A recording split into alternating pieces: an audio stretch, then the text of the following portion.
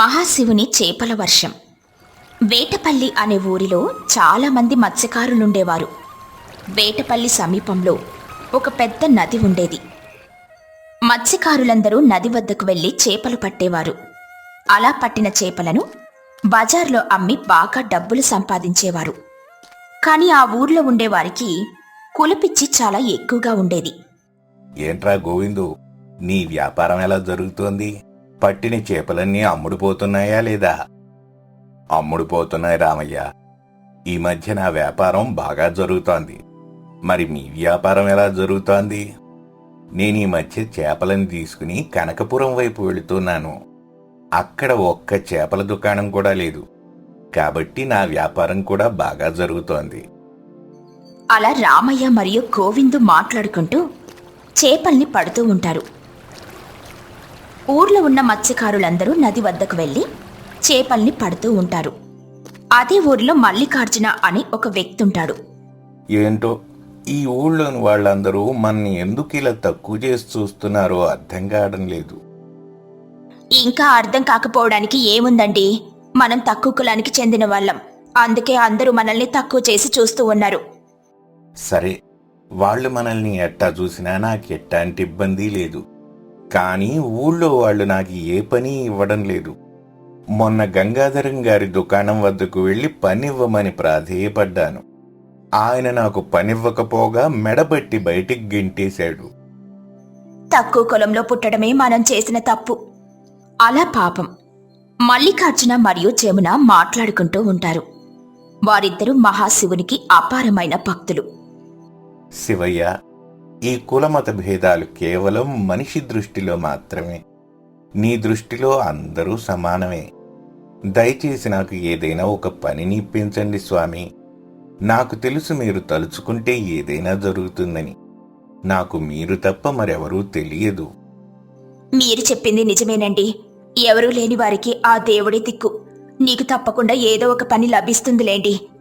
అలా జమున కూడా మల్లికార్జునకి ధైర్యం చెబుతుంది. అలా మల్లికార్జునకి ఒకరోజు ఒక ఆలోచన వస్తుంది. ఊరిలో ఎవరూ నాకు పనివ్వడం లేదు. అందుకే నాకు ఒక ఆలోచన వచ్చింది. ఏంటండి ఆ ఆలోచన? ఎలాగో మన ఊళ్ళో చాలామంది చేపలను బట్టి చుట్టుపక్కల ఊళ్ళలో అమ్ముతూ ఉంటారు. నేను కూడా అదే పని చేస్తాను. నాకు కూడా చేపలు పట్టడం వచ్చు. చిన్నప్పుడు మా తాతతో పాటు చెరువు వద్దకు వెళ్లి చేపలు పట్టేవాడిని. ఇప్పుడు నేను అదే పని చేస్తాను. చాలా మంచి ఆలోచన. స్వామి శివయ్య, ఈ పనిలో మీరే మాకు తోడుగా ఉండాలి.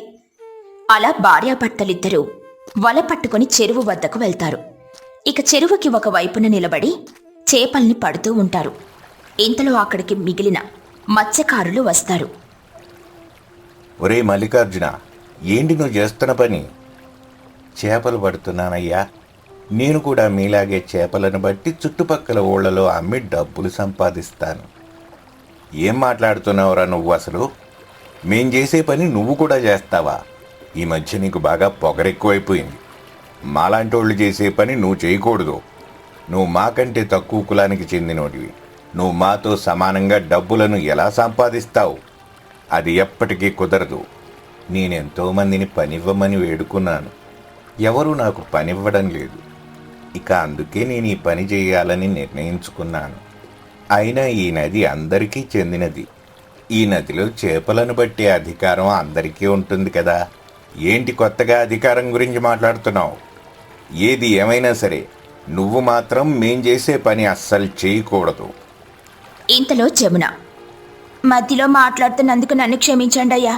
దయచేసి చేపల్ని పట్టే అవకాశాన్ని మాకివ్వండి.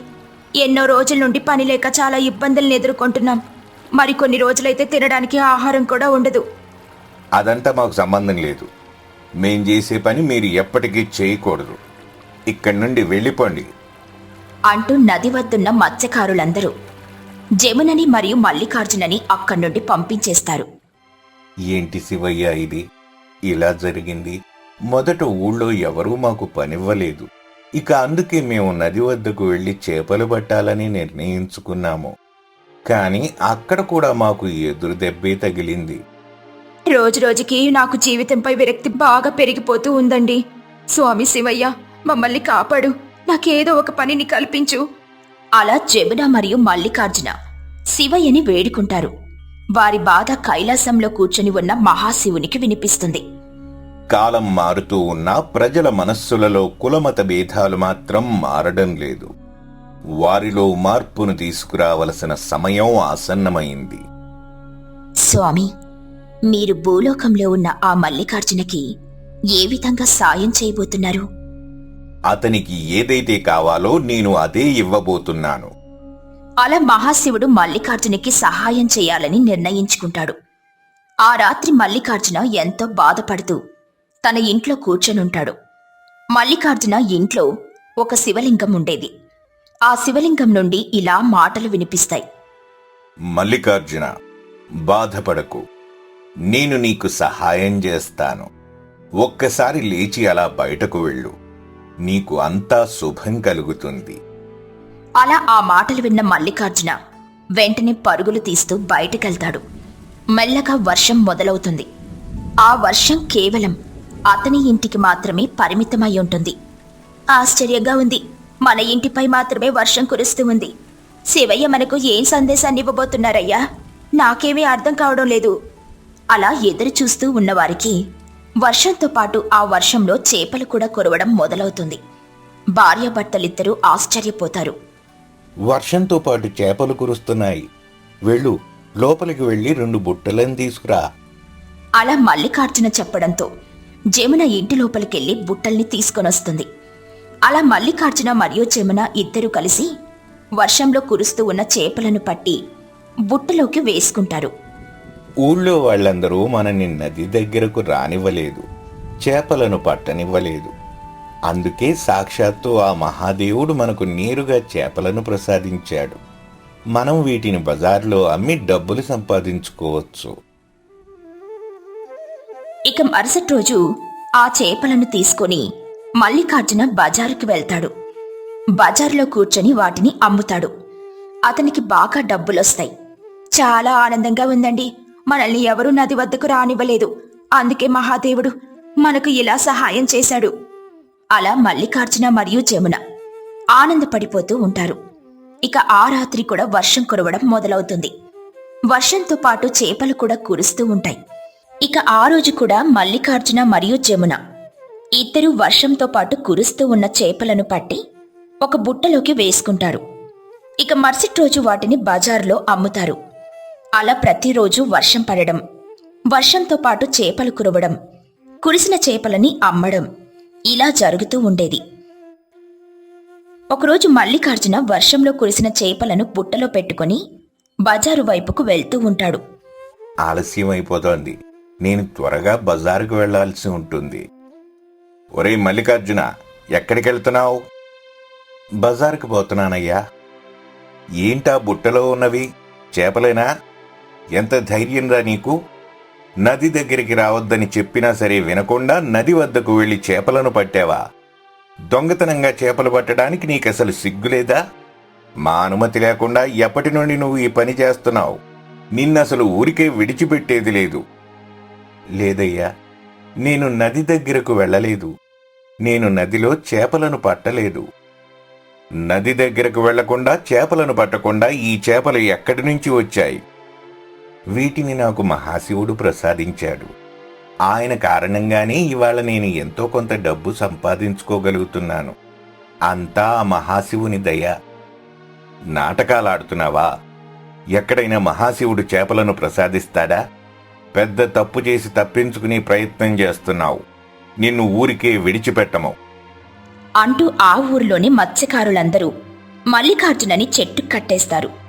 పాపం జమున కూడా ఎంతో బాధపడుతూ ఉంటుంది. మేం చెప్పేది నిజం. మాకు ప్రతిరోజు చేపల్ని ఆ మహాశివుడే అందిస్తూ ఉన్నారు. ఇక వాటితోనే మేము వ్యాపారం చేస్తున్నాం. అయితే మీ శివయ్యను ఇప్పటికిప్పుడే చేపల వర్షాన్ని కురిపించమని అడగండి. ఒకవేళ చేపల వర్షం కురిస్తే మేం మిమ్మల్ని వదిలేస్తాం. అలా అక్కడున్న మత్స్యకారులందరూ మల్లికార్జునతో చెబుతారు. స్వామి శివయ్య, నన్ను రక్షించండి, నన్ను కాపాడండి. ఏ మహిమైతే మీరు రోజూ చూపిస్తున్నారో ఆ మహిమని ఇప్పుడు కూడా చూపించండి. అలా మల్లికార్జున మహాశివుణ్ణి వెంటనే చేపల వర్షం కురవడం మొదలవుతుంది. ఊర్లో ఉన్న వాళ్ళందరూ ఆశ్చర్యపోతారు. అరే, ఏంటిది? నేనసలు నమ్మలేకపోతున్నాను. చేపలు ఇలా వర్షంతో పాటు ఎలా కురుస్తున్నాయి?